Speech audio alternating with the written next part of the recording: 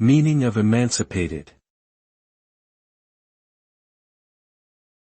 Emancipated.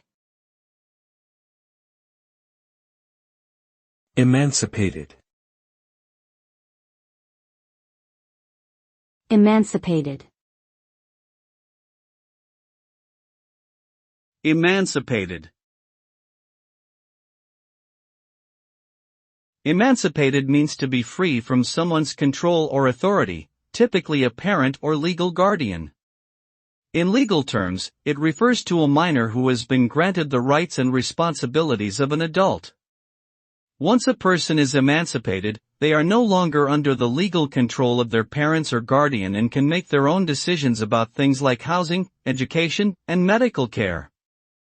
Emancipation also comes with responsibilities, such as financial independence and the ability to enter into contracts and be held legally responsible for one's actions.